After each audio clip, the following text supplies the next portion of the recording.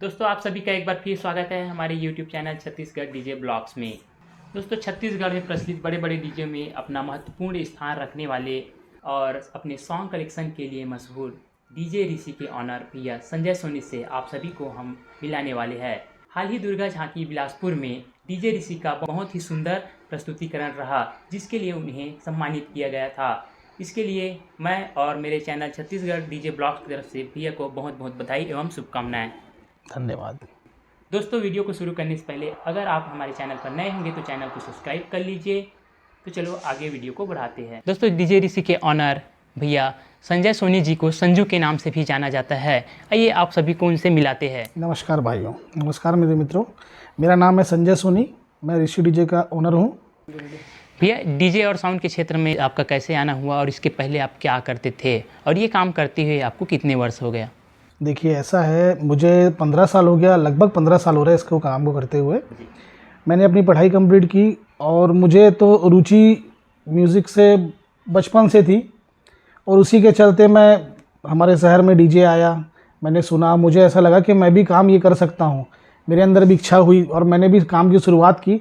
छोटे रूप में की थी मैंने शुरुआत, फिर मैंने शुरुआत की और धीरे धीरे करके आज मैं इस जगह तक पहुँचा हूँ। भैया आपने अपने सेटअप का नाम डीजे ऋषि क्यों रखा? आप अपने नाम पर भी रख सकते थे, इसके पीछे क्या कारण है आप हमें बताइए। देखिए बात ऐसी है कि जब मैं स्टार्ट करने वाला था तो मेरे लिए भी ये बहुत बड़ा प्रश्न था कि मैं क्या नाम रखूं जी।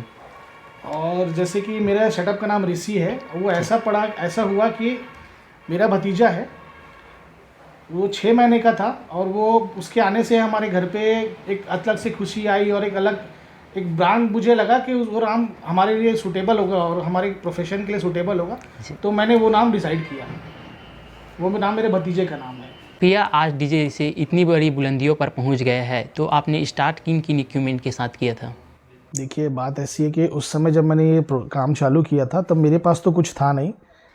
मैंने ऐसे ही रुचि के हिसाब से एक इच्छा होती कि मुझे करना है। मैंने ना किराए से बॉक्स लिया था हमारे भाई बंधुओं से, उनके पास से लेके मैंने कुछ ट्राई किया कि मैं भी करके देखता हूँ क्या होता है और वो सक्सेसफुल रहा।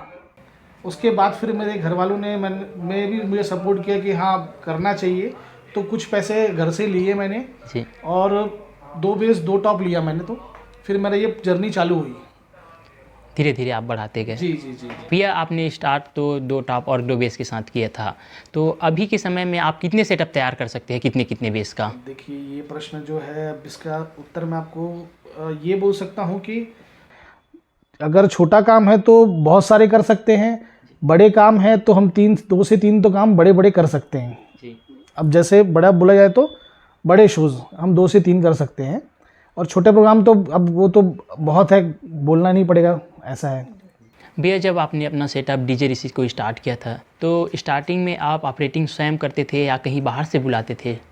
देखिए ऐसा है कि जब से मैंने अपना जर्नी चालू किया है, जब से मैंने यह काम चालू किया है, शुरू से मैं खुद ही मेन ऑपरेटर तो मैं ही रहता था जी। और शुरू से मैं ही चला रहा हूँ और बीच बीच में मेरे भाई बंधु आए, मेरे साथ रहे, मेरे साथ सीखे हैं। काफ़ी लोग हैं और काफ़ी आज जिनका लोग एक्सेस जानते हैं उनका नाम को जी।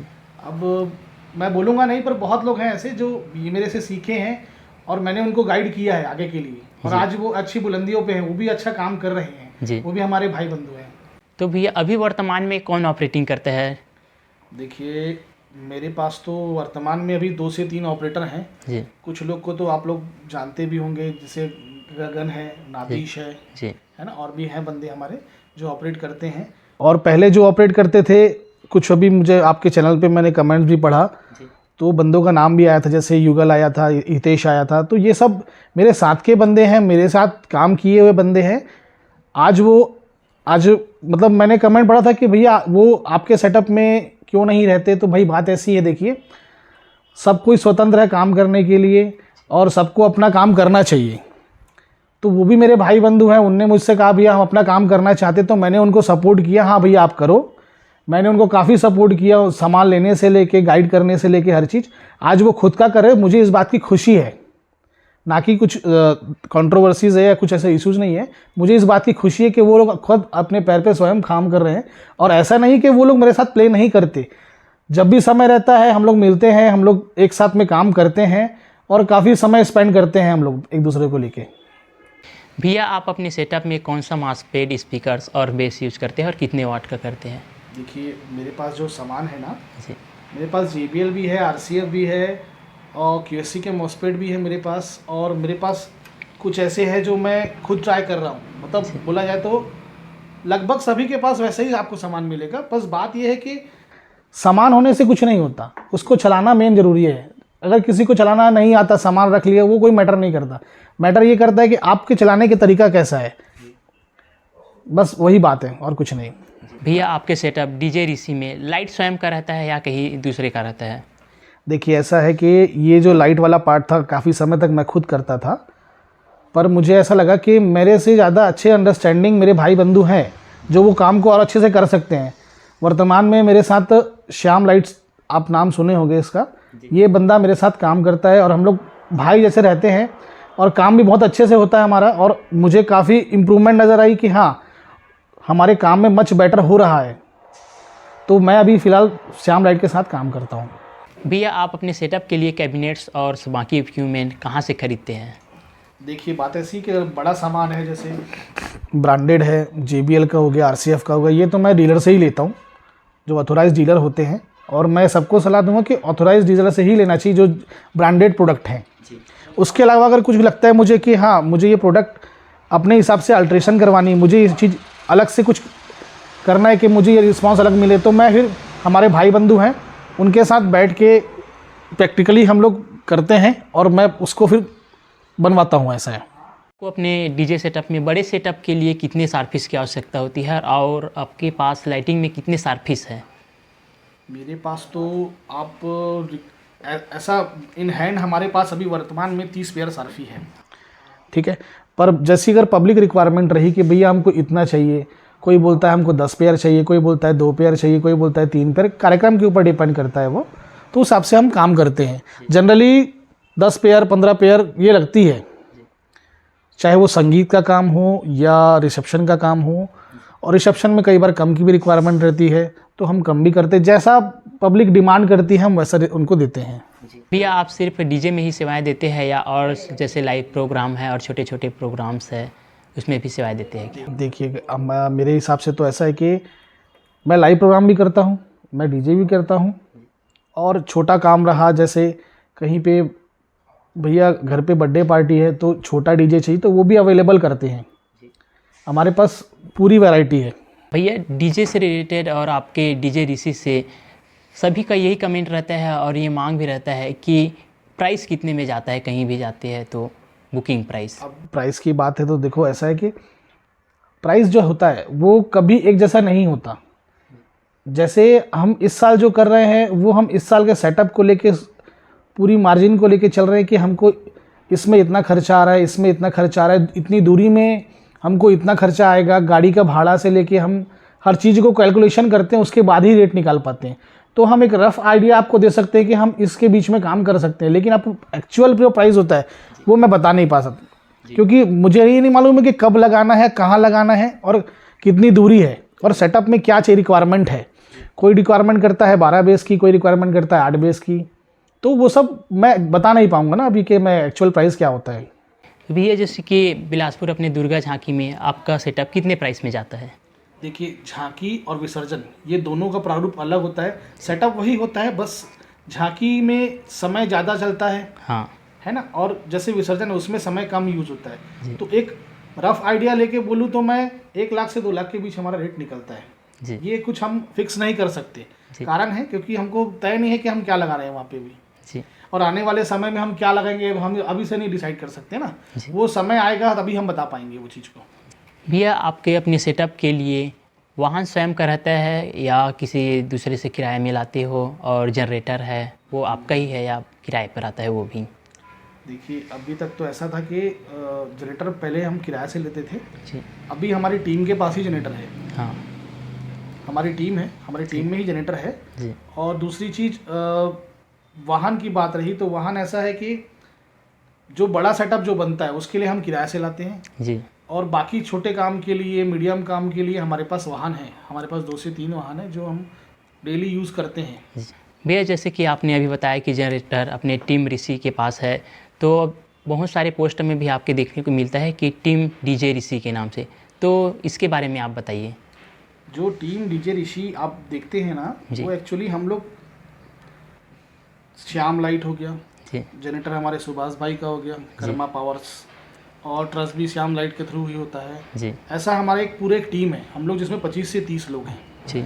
और हमारे पास सारी चीज़ें हैं, LED वॉल से लेके हर चीज़ अवेलेबल है हमारे पास जी। आपको जो भी रिक्वायरमेंट होती है इन फ्यूचर हम सब फुलफिल करते हैं जी। हमारे पास पायरोज वगैरह के जो काम होते हैं, एंट्रीज वगैरह का सब हमारे पास अवेलेबल है। हमारे पास टीम है, हमारी पूरा एक टीम वर्क करते हैं हम लोग जी। इसलिए मैं लिखता हूँ उसमें टीम डीजे ऋषि करके जी। भैया जब आपने अपना सेटअप डीजे ऋषि स्टार्ट किया था तब कुछ परेशानियाँ आती रही होगी और कुछ स्ट्रगल भी करना पड़ा होगा, तो वो स्ट्रगल कैसा था, और अभी भी कुछ परेशानियाँ आती होगी, तो वो परेशानियाँ किस प्रकार की है उसको विस्तार से थोड़ा बताइए। जब मैंने सेटअप चालू किया था तब उसमें परेशानियाँ तो बहुत सारी होती थी। सबसे बड़ी परेशानी होती थी कि हमारे पास उतने पैसे नहीं थे जी। जब हम चालू किए तब हमारे पास सिर्फ 2 बेस 2 टॉप था, फिर उसको हमको बढ़ाने में बहुत समय लगा जी।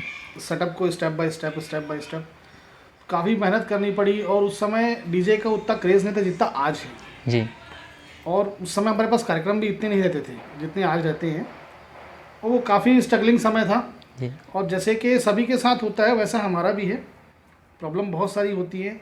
आज की डेट में जो प्रॉब्लम की बात करूँ तो मैं अब ऐसा हो गया है कि हर शहर में, जैसे हमारे राजनांदगांव में ही बोलूँ तो मैं कम से कम 70 से 80 डीजे वाले हैं जी। और हर गली में, हर आपको मोहल्ले में डीजे मिल ही जाएगा, कोई ना कोई मिल ही जाएगा। अभी कैसा होता है कि अभी जो परेशानी हम फेस करते हैं हाँ। वो एक्चुअली अक्सर प्रॉब्लम होती है रेट को लेके।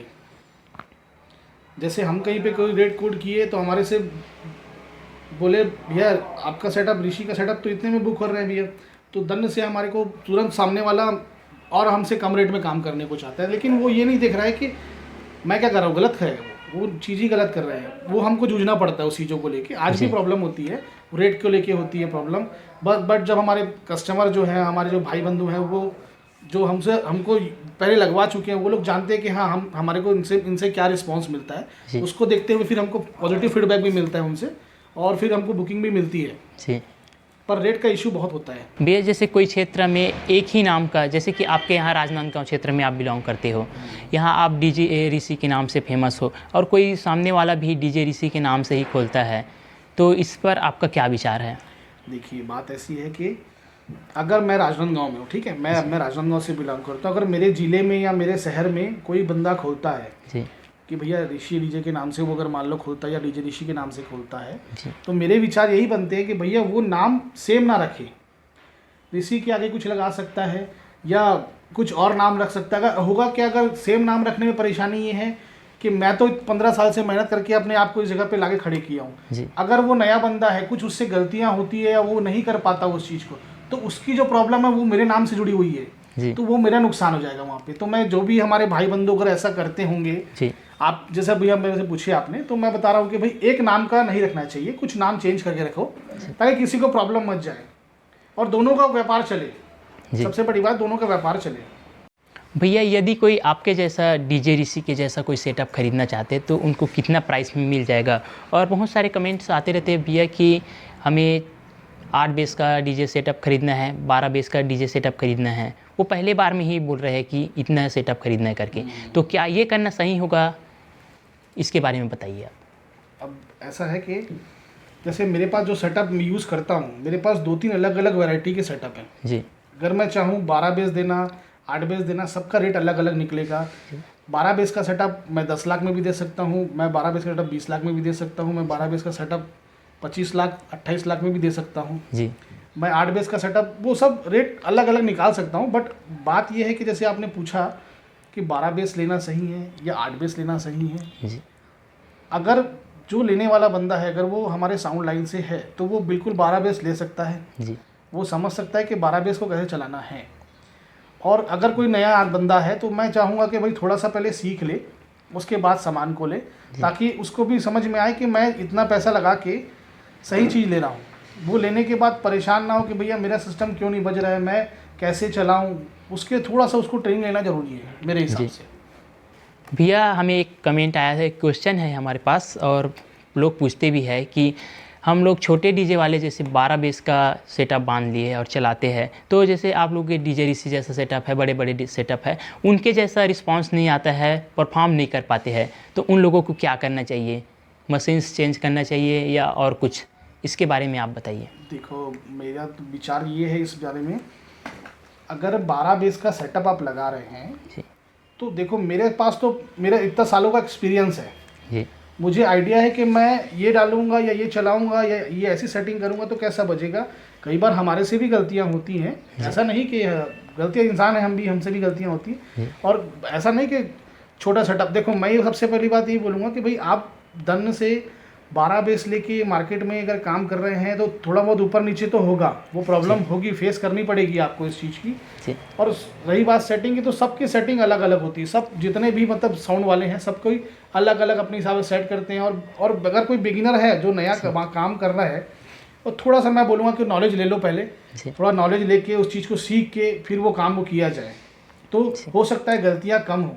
हमसे भी होती है गलतियाँ, सबसे होती है, तो थोड़ी सी हो सकता है उसमें हमें क्या होता है कि थोड़ा सा गलतियाँ कम होती हैं तो चीज़ें अच्छी बन जाती है उस जगह पे। जी भैया, हमें एक कमेंट आया कि डीजे ऋषि में पहले डीजे हितेश और डीजे युगल प्ले करते थे लेकिन अब नहीं करते हैं, तो इसके पीछे क्या कारण है? देखिए, कारण कुछ नहीं है जी, वो काफ़ी समय से मेरे साथ थे, अभी भी हैं और आगे भी रहेंगे। बस क्या होता है कि अब वो चाहते थे कि भाई हम भी अपना व्यापार करें, उनकी भी इच्छा थी कि भाई हम काम करना चाहते हैं। तो मैंने बोला भाई बिल्कुल आपके साथ हूँ, आप कीजिए, आपके फुल समर्थन में हूँ। इवन मैंने उन्हें बहुत सपोर्ट किया, साउंड रिलेटेड बताने से लेके और चीज़ें दिलाने से लेके, और आगे भी मैं सपोर्ट करता हूँ, अभी भी करता हूँ, आगे भी करूँगा, क्योंकि मेरे संबंध उनसे अभी भी बहुत अच्छे हैं। आज भी मैं उनसे मिलता हूँ, बातचीत करता हूँ। और आपके में जो कमेंट आया था कि भाई वो किसी डीजे में प्ले करते हैं, तो मुझे उससे कोई परेशानी नहीं है, वो स्वतंत्र है, वो जिसके में भी जाना चाहें। इवन मुझे अगर इच्छा होगी कि भाई मैं अपने भाई के सेटअप में जाके, मेरे मित्र के सेटअप में जाके मुझे प्ले करना है, तो बिल्कुल मैं प्ले कर सकता हूँ। मैं को ऐसी कुछ परेशानी नहीं है और ना ही कुछ ऐसी आगे परेशानी होगी मुझे। भैया, ज़्यादातर लोग आपको सॉन्ग कलेक्शन और ऑपरेटिंग के लिए जाने जाते हैं, तो इसके पीछे का अपना अनुभव बताइए और इसका रीज़न भी। देखिए, उसके लिए तो मैं बस यही बोलूँगा कि मैं इतने सालों से कर रहा हूँ और मैं शुरू से यही चीज़ को करते आ रहा हूँ। मैं शुरू से एक ही चीज़ को फोकस किया हूँ, मेरा साउंड जैसा भी बजे, चाहे वो हमेशा 100% नहीं बजेगा तो भी मुझे कोई परेशानी नहीं है उसको लेके, बट मैं अपना टोटल का फोकस करता हूँ कि मुझे ऑपरेटिंग अच्छी करनी है, मुझे कलेक्शन अच्छे देने हैं। जो मेरे सुनने वाले मेरे जो मित्र हैं, मेरे जो म्यूज़िक लवर लोग हैं, उनको मैं अच्छे से अच्छी चीज़ें दे सकूँ, मेरा ये पॉइंट ऑफ व्यू रहता है। और आगे भी रहेगा, आगे भी मैं कंटिन्यू प्ले करूँगा और सबकी दुआएं रहें और सब मेरे भाई बंधुओं का सपोर्ट रहे, तो मैं बहुत अच्छा करूँगा आगे भी, और करता हूँ और आगे भी और अच्छे से करूँगा मैं। भैया, आपका डीजे सेटअप की बुकिंग चाहते हैं कई लोग, तो आपको किस किस माध्यम के साथ संपर्क कर सकते हैं? मुझे संपर्क करने के लिए मुझे मेरा कॉन्टैक्ट नंबर अभी आप जो वीडियो देख रहे हैं इसके आप डिस्क्रिप्शन में आपको मिल जाएगा। इवन मुझे इंस्टाग्राम में मिल जाएगा, इंस्टाग्राम में मुझे डीजे ऋषि 372 से आप ढूंढ सकते हैं, उसमें मेरा नंबर भी है, उसमें आप मुझे मैसेज भी कर सकते हैं। और ये जो आप वीडियो देख रहे हैं वर्तमान में, अभी इसके वीडियो के डिस्क्रिप्शन में भी आपको मेरा नंबर मिल जाएगा। Thank you. भैया, हम सभी डीजे प्रेमियों के लिए आप कुछ संदेश देना चाहते हैं? जितने भी मेरे भाई हैं, मित्र हैं, जितने भी मेरे डीजे प्रेमी हैं, जितने भी हमारे चैनल्स हैं, हमारे आपके छत्तीसगढ़ ये ब्लॉग जो है, ये सबसे मैं यही कहना चाहूँगा कि ऐसे ही लगातार प्रेम बरसाएं, हमसे कंटिन्यू म्यूज़िक की अपेक्षा करते रहें। जो भी कमेंट्स है बिल्कुल शेयर करें, और सबको तहे दिल से धन्यवाद। Thank you. तो दोस्तों, ये वीडियो आपको कैसा लगा हमें कमेंट करके ज़रूर बताइए और हमारे चैनल को सब्सक्राइब भी कर दीजिए। तो दोस्तों, अब मिलेंगे आपको नए वीडियो में नए किसी डीजे सेटअप के ऑनर के साथ। तब तक के लिए आप हमें इस वीडियो पर प्यार देते रहे।